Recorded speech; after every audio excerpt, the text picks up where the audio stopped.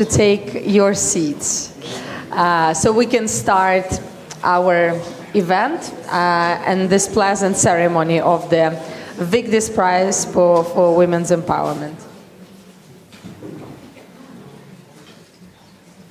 Okay, we finished with the book signature. Perfect, perfect. Fiona, we hope you're very happy. I'm very happy, Mariia. Great.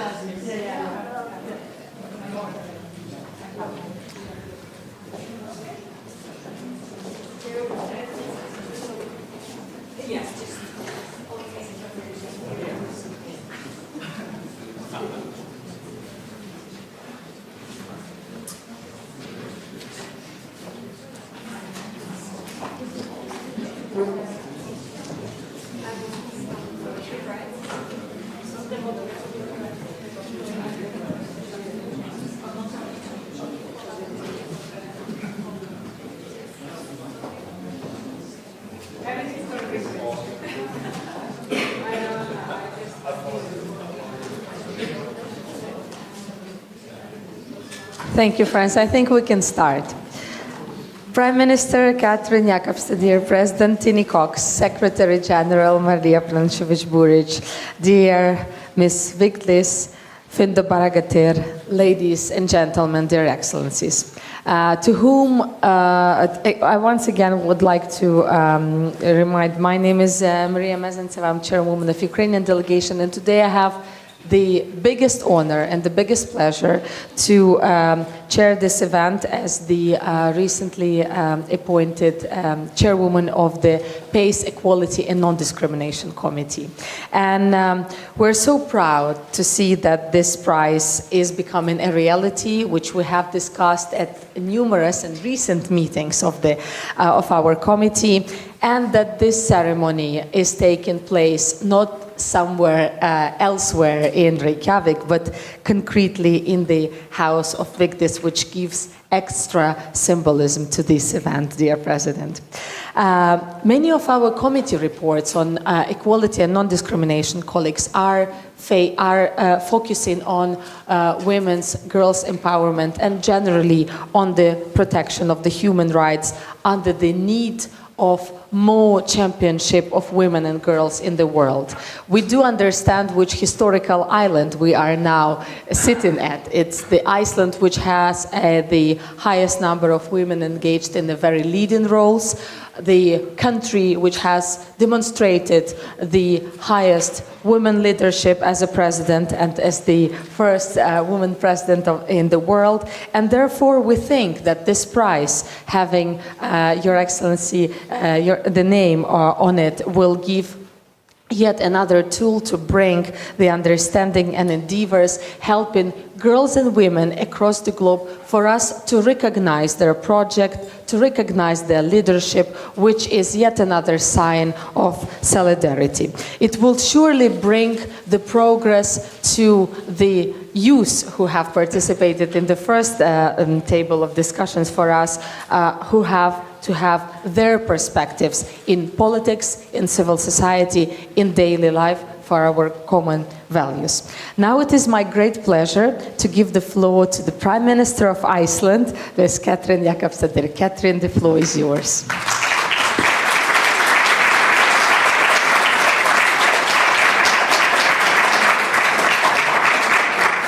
Thank you so much, Mariia. And first, I would like to thank the Parliamentary Assembly of the Council of Europe for being such an outstanding partner in the preparation for the Leader Summit that will start here in Reykjavik tomorrow.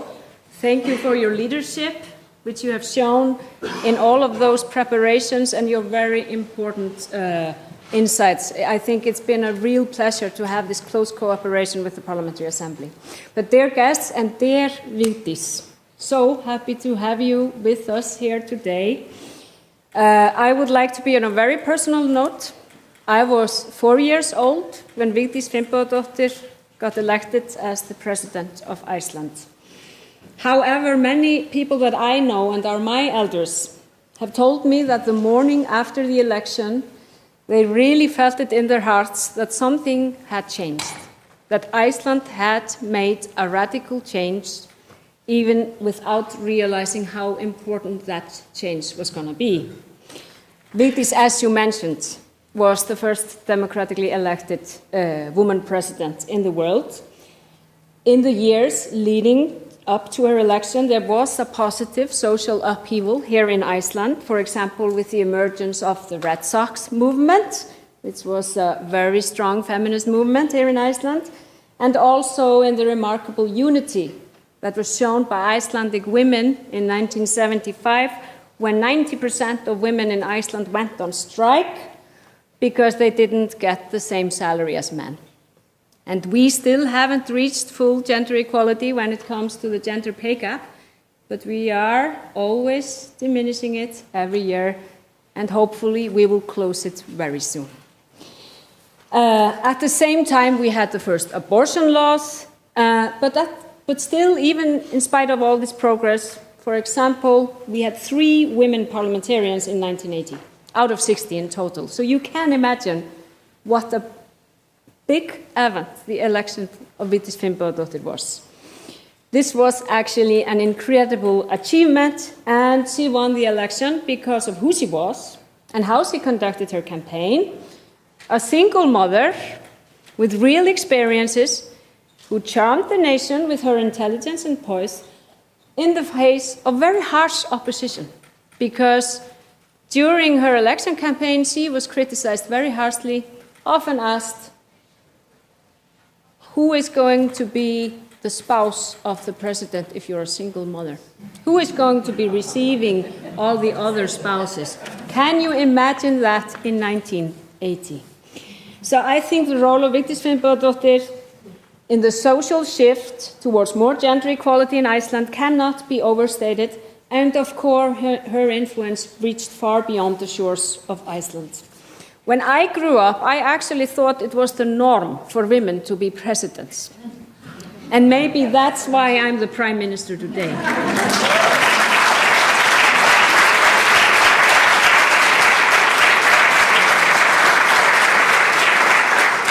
But Vigdís has so many sides.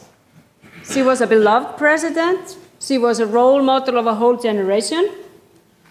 She influenced the public discourse in Iceland on many subjects. I would like to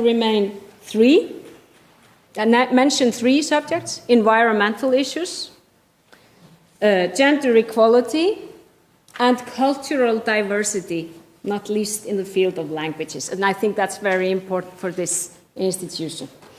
And after Vigdís' term as president, she has continued to be a dedicated advocate for all of those important issues, both here in Iceland and abroad. I think her election here actually set us on a path we have followed ever since. We have been committed to the fight for gender equality, and we have been striving to use our voice to advance the cause internationally. And I know all of you know that from the Council of Europe. I'm so very happy about the decision to have this new prize. The aim of this prize is to reward outstanding initiatives promoting the empowerment of women in all their diversity. And it is very fitting that the prize for women's empowerment is named after Vigdís. I want to give my sincere thanks to the members of the Committee on Equality and Non-Discrimination that have facilitated the launching of this prize with the support of the President of the Parliamentary Assembly of the Council of Europe, Mr. Tini Cox, and his dedicated staff to make this work. And I'm also very proud to announce that my government has unanimously agreed to support this initiative.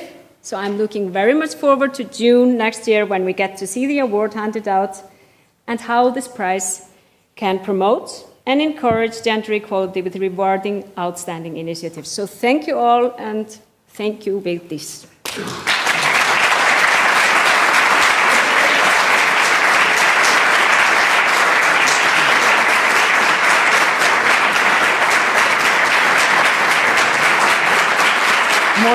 More applause to the Prime Minister. Thank you, dear Katrín. Thank you for sharing your personal story. Thank you for being where you are. Thank you for being and standing next to our values in the Council of Europe and supporting our initiatives. Dear ladies and gentlemen, we are shifting, as the Prime Minister said, to lowering or bringing lower the gaps in pay salaries, in the number of women represented at different political layers. In the Council of Europe as well, we're shifting to more positive numbers, but we're still chaired by Tini Cox, and the man's chairmanship is very important, so that he supports us women in our endeavors and initiative. Dear President, the floor is yours. Thank you so much. I'm sorry, but do not blame my parents that I'm a boy. They did it excellent. We had 10 children, and there are 5 boys and 5 men, 5 girls. So. Of course, I would have loved the same, as Katrín said, that I was only 2 years old when Madam President became the President, but that would be not correct. I was old enough to be aware that you got elected President, Madam President. Never let the women down. This was and is your personal motto for you who stood up time and again to never let women down. President Vigdís Finnbogadóttir is a genuine guiding light for all those who strive with her for women's empowerment to the benefit of us all.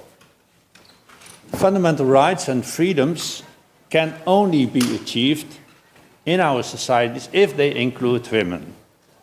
As long as women are not equally included in all levels of society, our societies do not act in line with Article 1 of the Statute of the Council of the European Convention of Human Rights, which obliges all member states to secure to everyone within their jurisdiction the rights and freedoms defined in the Convention. Women's empowerment, therefore, is key for the Council of Europe. Madam President, it was already mentioned by Katrín that in 1975, you and the vast majority of Icelandic women took a day off, as you then called it, to make it clear that there is no society that can properly function without women's contribution. This first women's strike ever made headlines and did contribute to your election 5 years later as the world's first democratically elected female president, a job that you kept for 6 years. If you become president of the Parliamentary Assembly, they kick you out after 2 years. So I will never challenge that result that you did. Madam President, during all these years, you tirelessly advocated the eminent importance of women's empowerment for all. That was not an easy task, as many huge hurdles have to be taken by women, often created by men, to achieve their place at every table in society. But as you kept explaining, Madam President, to us, social change always goes from the unthinkable to the impossible to the inevitable. And now, therefore, women's empowerment is now inevitable. Let us be aware, dear all, it is women who empower themselves.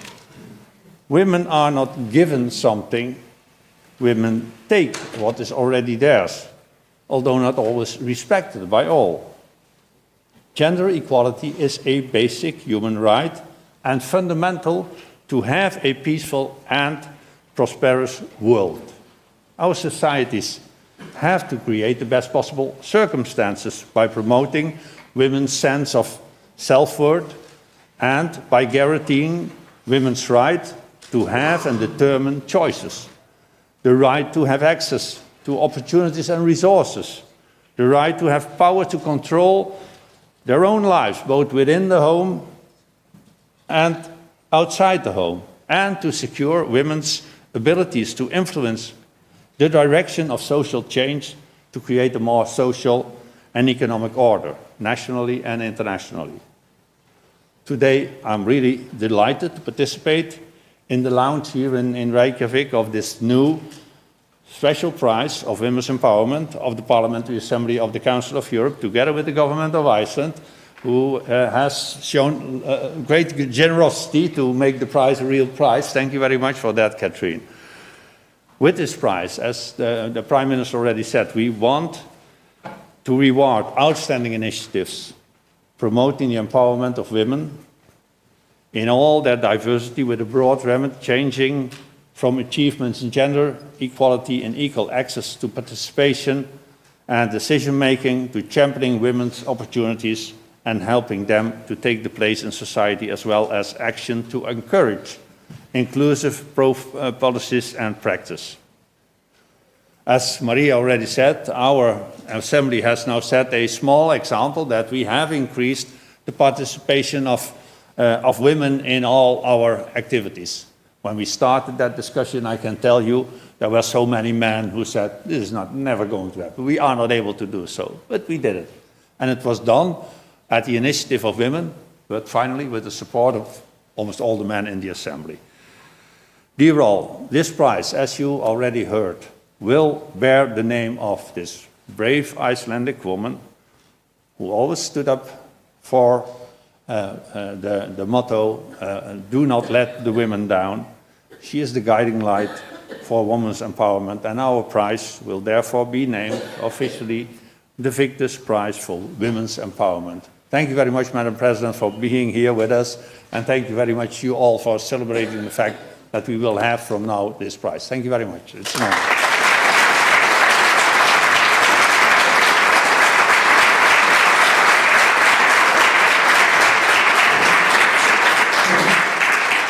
Thank you for your leadership, dear President. Indeed, as President Cox has mentioned, gender equality and women empowerment is not a given. It is definitely something still worth fighting for in the 21st century.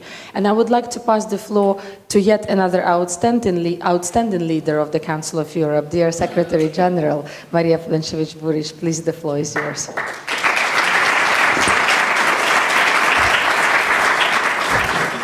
Thank you very much, and as I see, we all start with some personal confession. So I'm somewhere in the middle of Katrín and Tini, generationally. But what I can say that I was lucky to be born into the family where we were not so equal. My parents had 2 daughters and one son. But actually, my mother was always insisting that we share all the duties equally at home in whatever we were doing. So I think the family spirit, even in the times where probably back then the men were overly represented in politics, women still played a role. And for me personally, that was always an encouragement. For me, that was just normal, that men and women should and could do the same thing. So I think the roles are important, but roles of the family and how we bring up our children also are shapes how these boys and girls, or girls and boys, when they grow up, how they behave and what they expect. But as I come from the Council of Europe, that uses 2 languages, 2 official languages, I will start my official part with French and then continue with English. Alors, Madame Finnbogadóttir, ancienne présidente de l'Islande, Madame la Première ministre, chère Katrín, Monsieur le Président de l'Assemblée parlementaire du Conseil de l'Europe, chère Tini, Madame la Présidente de la Commission sur l'égalité, chère Mariia, je vous présente d'abord mes félicitations pour votre décision de lancer ce prix, l'autonomisation des femmes. Car chaque fois qu'une femme devient une première, la première à établir un record, ou à se distinguer dans son domaine professionnel, ou à être élue à la tête d'un État démocratique, comme est le cas de notre chère présidente, elle ouvre la voie à d'autres. Elle aide sa société progresser vers une égalité de fait, société dans laquelle toutes les femmes et tous les hommes peuvent participer et gouverner, saisir les opportunités et assurément assurer les responsabilités qui en découlent. Une société dans laquelle les femmes s'émancipent dans la vie publique et privée est une société plus heureuse et plus riche à tous égards. Et dans ce cas, je vous félicite, Madame la Première ministre, parce que je crois que vous êtes vraiment une société heureuse, étant autant de femmes de haute qualité qui partagent dans le gouvernement et ailleurs les tâches qui sont les vôtres. Et donc, je crois que vous y êtes, tout en étant qu'on peut toujours faire de plus, comme vous l'avez bien dit. Donc, de la part du Conseil de l'Europe, nous poursuivons depuis longtemps cet objectif. With our work to ensure balanced participation of women and men in political and public decision-making, our guidance on preventing and combating sexism and gender stereotypes, and of course, our groundbreaking gold standard, Istanbul Treaty, on preventing and combating violence against women and domestic violence. Added to this, we have put in place gender equality strategies, including latest, which addresses issues such as unpaid care, work-life balance, and health matters. The barriers to women empowerment are still many and high. But as our understanding of them evolves, so does our action to overcome them. In all of this, systems and political will are vital. But so too are the pioneers who shake our assumptions and open our eyes to the possible.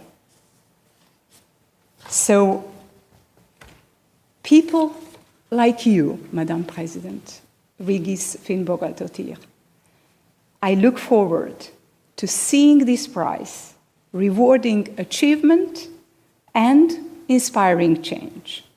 That future is morally right, utterly necessary, and ours to shape. Thank you very much.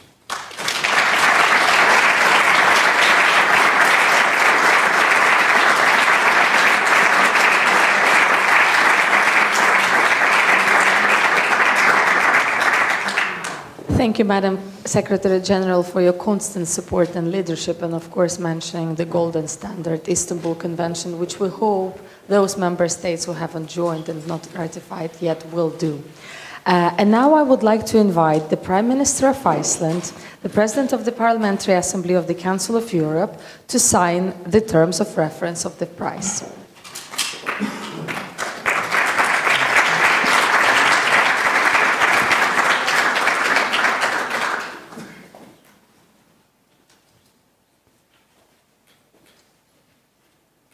You're the Prime Minister.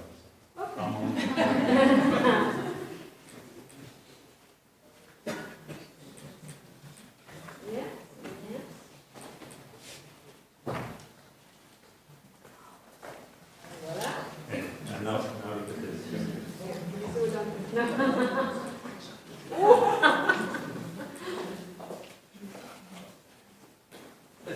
Time save.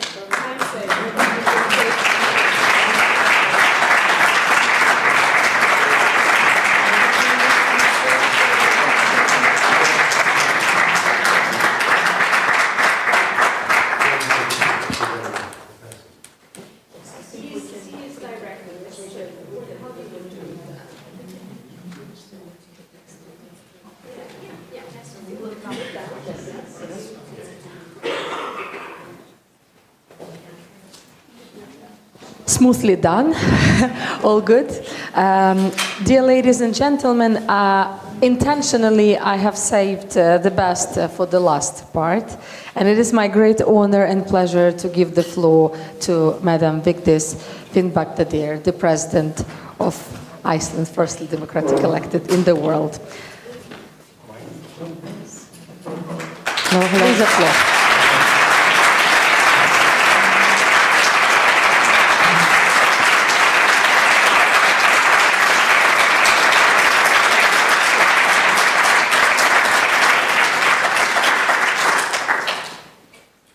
Thank you very much. Usually I'm not speechless, but I'll try to live up to that. Thank you very much for this honor that you are giving me, and I'm so pleased to have you here at my side. If we were in the theater, I would like you to be the souffleur. But it's always a privilege to serve your country, so somebody noticed that it's there. We were for a long time here in Iceland, not very well known of. But finally we managed to come on the stage, and I think it was mostly thanks to the medieval sagas that we wrote here in Iceland. I'm very proud of my ancestors, actually, that they could read and write. That was not very common in Europe in medieval time.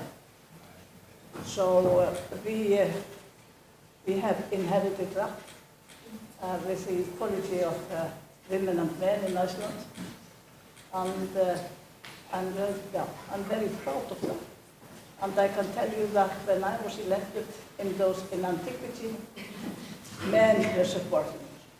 Women didn't quite believe, can she do it? But that was the pride of women in the world, because every man knows that women are strong. Women have good opinions of things that are happening today. And I think it's a little bit of jealousy to realize that women can almost everything that men can. Even driving a working machine. Women are very good at that. Well, thank you very much, and thank you, Katrín, for your friendship, and thank you all for being here in this house that I really care for. This is a house of intelligence, knowledge, and language. And what can we do if we do not understand each other? We have to understand each other. Thank you very much.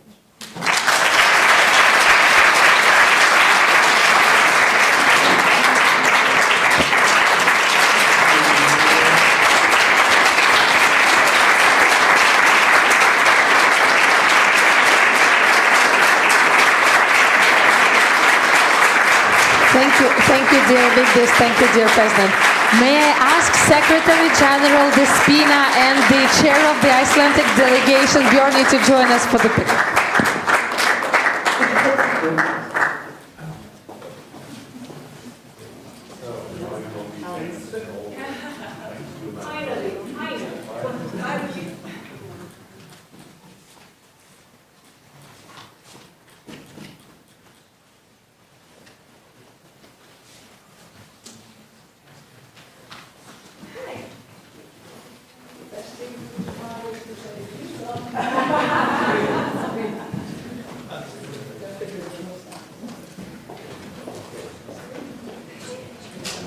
Thank you, dear ladies and gentlemen. Job done.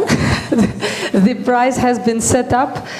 Thank you, dear presidents, your excellencies, colleagues. I think we can take an opportunity for those who haven't taken the photographs of who would like to pass a message to Madam Vigdís. And I would like to close the official ceremony right now. Thank you for participating. And last but not least, dear friends, and probably the most important, the invitation. I extend the invitation for lunch right now. Thank you.